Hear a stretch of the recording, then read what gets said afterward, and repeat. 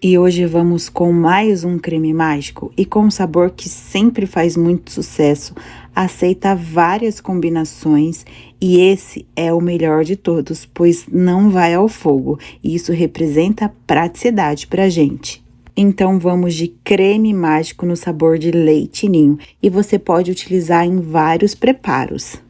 Esse eu utilizei no meu bolo de vitrine, o qual eu vendo em fatias, e é claro que eu vou compartilhar também esse bolo com vocês. Então, bora conferir esse conteúdo e aproveitar essa praticidade de receita também e colocar no seu cardápio, lembrando, é sabor de sucesso e creme mágico. E para o recheio, eu utilizei 80 gramas de chocolate, estou utilizando o Nobre. E como é pouquíssima quantidade, eu vou derreter no micro-ondas de 20 e 20 segundos. Cada pausa eu vou mexer para não queimar e nem superaquecer esse chocolate. E eu sei que vocês vão me perguntar, dá certo com cobertura? Dá sim, gente, tem coberturas aí no mercado de ótima qualidade. Chocolate totalmente derretido, eu coloquei 200 gramas de creme de leite, que é uma caixinha. E sobre chocolate e cobertura, a gente utilizando a cobertura, a gente perde só um pouquinho no sabor. É claro que chocolate Nobre vai deixar mais gostoso. E as quantidades é tão pouquinha que você pode também comprar aquelas barrinhas que vende no mercado, às vezes já vem até nessas medidas de 80 gramas. Colocando o creme de leite, é só misturar muito bem. Aqui eu vou ter uma ganache. E eu já comecei por ela, porque eu preciso deixar ela esfriar totalmente. Eu não posso utilizar ela morna no processo do recheio. Então, primeira etapa pronta, vou reservar essa ganache e deixo dentro da geladeira até esfriar totalmente. Não deixa muito tempo, senão endurece e a gente não consegue incorporar na próxima etapa. E agora, em outro recipiente, eu vou utilizar 300 gramas de leite condensado. Não é a caixinha inteira para esse recheio não ficar muito doce, tá, gente? Eu tento sempre equilibrar.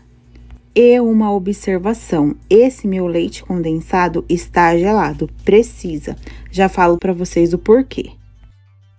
Vou utilizar também 220 gramas de leite ninho. Se você não puder pesar, dá em torno de 2 xícaras, a qual eu utilizo de 200 ml de capacidade. E vou colocar aos poucos apenas para incorporar, não preciso ficar batendo demais nesse primeiro momento, que depois eu venho com o batimento. Terminando de colocar o leite em pó, eu venho com uma colher de sopa do meu pozinho mágico, que é o pó de sorvete no sabor leitinho. Gente, ó, eu mostro aqui, depois ainda vem pessoas me perguntar o que é o leitinho. Isso significa que a pessoa só viu ali a descrição, não assistiu o vídeo, depois dá errado e vem aqui comentar que deu errado ainda, viu, gente? Mas, enfim, se vocês verem no comentário, vocês já até sabem. Colocando o leitinho ali junto com o leite em pó, vou apenas terminar de envolver eles. Aí, sim, eu venho com a minha ganache, lembrando que ela precisa estar fria. Também vou apenas incorporar para na hora que eu vir com o batimento não ficar respingando tanto. Feito isso, eu venho com 6 colheres de sopa do meu chantilly em pó, que é ele que faz a mágica, né, do creme mágico. O chantilly em pó é esse, pode ser de qualquer marca, tá, gente? Só tô mostrando para não ter dúvidas. Sendo chantilly em pó, é o que é importante. E ele também vem com um toque de leite em pó. No outro vídeo eu falei pra vocês que era de leite ninho. Não, gente, é leite em pó, eu errei. Então, ele vai intensificar mais ainda o sabor desse recheio e fica com um gosto diferente, tá, gente? Não fica com o mesmo gosto quando a gente utiliza o chantilly batido. Vou incorporar também na minha misturinha, para não ficar voando o meu chantilly em pó. E outra coisa, tá, gente? O chantilly em pó, eu compro ele e eu utilizo várias vezes. Não é apenas uma vez, não. E tem gente que acha o creme mágico caro, só que assim, a gente não tem muito para onde correr, né? Você tem que considerar sempre o rendimento e se tem uma boa saída e um bom retorno para você. E para quem não for viável esse recheio, que eu sei que existe várias realidades, aqui no canal já tem vários vídeos de recheio de custo baixo, tem até um de chocolate que eu utilizo muito na minha produção, eu faço combinações com ele. Eu vou deixar o link aqui na descrição. E colocando o chantilly em pó, eu bati na potência máxima da minha batedeira por cerca de 5 minutos, até eu perceber que desenvolveu bem, aqui mudou a textura, aumentou meu rendimento. Parei também para limpar várias vezes a minha tigela, para assim eu conseguir um batimento homogêneo. E outra observação também, se você tiver a planetária, faça nela, tá, gente? Aqui eu quero trazer referências que eu posso atingir muito mais realidades. E, gente, percebam o rendimento desse recheio, rende muito mesmo. E outra coisa, tá, gente? Eu achei que ele ficou muito mole, não serve para o que eu quero. O que você pode fazer? Aumentar no leite em pó, vai ser ele que vai deixar o nosso recheio mais firme.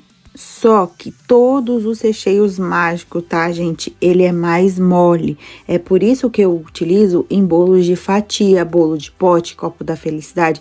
Isso sim você pode utilizar tranquilamente. Não utilize em bolos mais altos e muito menos bolos de andar. E ele também precisa sempre ficar em refrigeração. E caso você queira para um bolo festivo mais alto, você pode fazer uma contenção de chantilly bem firme. Mas isso eu ainda não testei, tá, gente? O creme mágico também tá sendo novidade para mim e eu gosto de falar para vocês quando eu realmente testei. E olha a textura desse recheio. E lembrando também, um ótimo rendimento. Não vai ao fogo, né? Isso é muito importante. E, gente, aproveitem muito esse recheio para bolo no pote, copo da felicidade e sobremesas.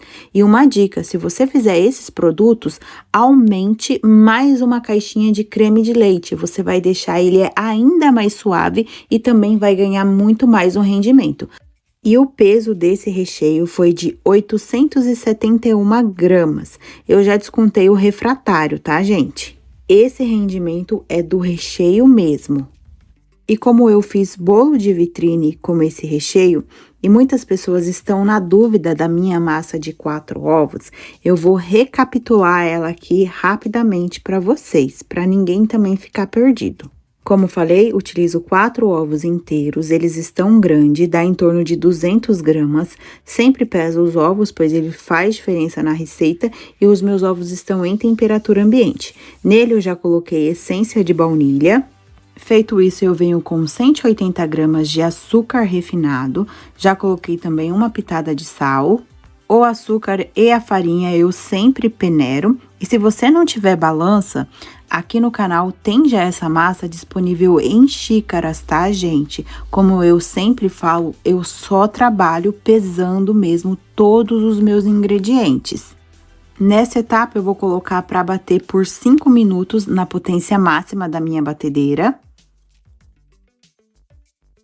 E os próximos ingredientes serão 120 ml de água em temperatura ambiente. Nela, eu vou colocar 30 ml de óleo. E se você quiser trocar a água pelo leite, também dá certo. Os secos são 180 gramas de farinha de trigo. Na farinha, eu coloco uma colher de sopa de amido de milho, que deixa a nossa massa mais fofinha, porque ela enfraquece a farinha de trigo. E uma colher de sopa não muito cheia de fermento químico. Misturo esses secos. E os meus ovos com açúcar já deu tempo de batimento. Percebam que dobrou de volume, ficou bem branquinho. Feito isso, eu coloco a minha batedeira na potência 1 e agora eu vou terminar essa receita nessa potência, não aumento mais. Venho com os meus líquidos e coloco delicadamente. E depois venho com os meus secos, da mesma forma coloco delicadamente, terminei de colocar, não vou ficar batendo, eu vou misturar com a ajuda do batedor Globo mesmo, pra gente não ativar o glúten da farinha. E também manter a estrutura que eu ganhei no batimento dos ovos com açúcar. Vou fazer isso até ficar totalmente homogênea e, gente, essa massa fica extremamente fofinha, você pode utilizar ela em todos os preparos. Eu utilizo muito na minha confeitaria e também utilizo ela para os meus bolos de pote. E como eu falei, eu tô trazendo de forma bem resumida, tá, gente? Que nos vídeos anteriores muitas pessoas não conseguiram e ficaram perguntando muito sobre a massa. Mas aqui no canal já tem várias explicações, tem até mesmo 2 cursos de bolo de pote, aonde eu explico detalhadamente. Feito isso, eu vou transferir toda a massa para a minha forma. Essa tem 20 de diâmetro e 10 de altura, e sempre coloco papel manteiga somente no fundo. E vou levar para forno pré-aquecido a 180 graus e essa massa assa aqui no meu forno por 40 minutos. Massa pronta e olha que lindeza que fica. E assim que eu consigo encostar na minha forma sem me queimar, eu já desenformo ela e deixo ela esfriar totalmente em cima da minha grade. Esse processo eu faço com todas as massas. E olha como ela fica super fofinha mesmo. Ela fica bem branquinha, tá, gente? É que a câmera sempre muda um pouco a cor das coisas. E agora, vamos para a montagem do bolo. E aqui também, eu deixei o meu recheio na geladeira de um dia para o outro, para eu mostrar a textura para vocês. Gente, olha como fica firme. Mas lembrando, tá? Esse recheio você não pode deixar em temperatura ambiente. Você precisa sempre deixar ele em refrigeração, senão ele vai amolecendo mesmo. Isso é com qualquer recheio de leite ninho que não vai ao fogo. E aqui também eu deixei ele estruturar totalmente, deixei de um dia para o outro na geladeira, apenas para eu mostrar a textura desse recheio para vocês, como fica firme, aerado, mas aqui você terminou de preparar, você já faz a montagem do seu bolo. Você não deixa ele estruturar no refratário para depois você mexer na estrutura dele. E partindo para a montagem, na mesma forma que eu assei o bolo, eu forrei ela com plástico. Eu venho com a primeira camada de massa, sempre começo pela parte a qual eu retirei o papel manteiga. E uma dica da montagem aqui, para você não molhar de mais e de menos, vocês viram ali, ó, o peso do disco da minha massa, 260 gramas. Vou tarar ali a balança, que é descontar o que tá em cima dela, e vou colocar metade desse peso de calda. Ou seja, eu vou colocar 130 gramas de calda sempre bem distribuída. É só uma dica aí como eu faço, porque cada um tem as suas preferências. E a caldinha é água e leite condensado, a de sempre. Terminando de umedecer a camada, eu venho com os meus morangos higienizados e picados. Não pico o morango tão pequenininho, porque quanto menor você pica, mais água ele solta. Vou deixar bem distribuído nessa camada de massa. Depois, eu venho com metade do meu creme mágico de leite ninho. E nas camadas, eu vou deixar distribuído 400 gramas de recheio. Então, agora é 400 gramas bem distribuído. Coloco a minha outra camada de massa, faço a mesma regrinha, vejo o peso do disco de massa e depois eu venho com metade de calda sempre bem distribuída. A medida padrão dessa calda eu sempre deixo na descrição, é uma caldinha fria.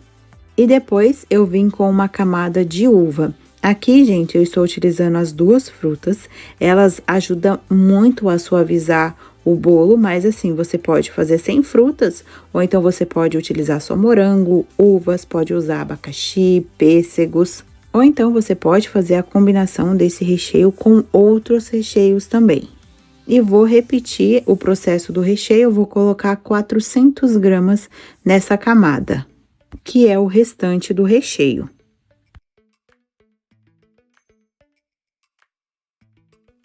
Coloco a próxima camada de massa, vou deixar esse bolo bem fechadinho e levar para a geladeira, no mínimo 6 horas ou então de um dia para o outro.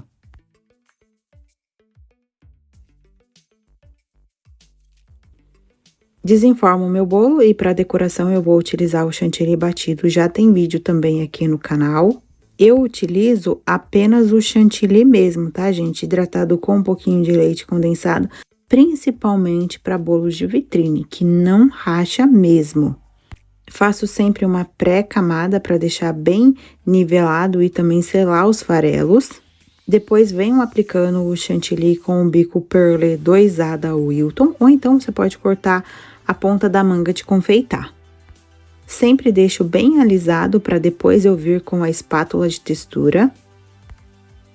E para esses bolos eu sempre utilizo essa espátula, é a número 2, e primeiro eu passo bem aberto para depois vir passando fechado. Aberto é para retirar o excesso de chantilly, que eu não gosto de muito, e fechado é apenas para alisar. E como é bolo de fatias, para marcar certinho as fatias, eu venho com esse cortador, que ele me rende 10. E, gente, aqui é só para marcar, tá? Não é para cortar o bolo, não, nem corta. Faço a pequena marcação e depois eu venho finalizando a decoração. Para finalizar, eu utilizei o bico 1M, vou fazendo tipo um travesseirinho, só para eu colocar o morango. E depois eu venho com o morango que eu cortei ao meio e no meio uma uva inteira, mas isso tudo é opcional, tá, gente? E faço também umas conchinhas corridas no rodapé do bolo. E como também ficou uma sugestão para o Faça e Venda, eu vou compartilhar a minha precificação. Lembrando, tá, que precificação é individual. Essa receita me custou R$ 38,94. Lembrando que aqui tem 2 frutas e também é no sabor de leite ninho.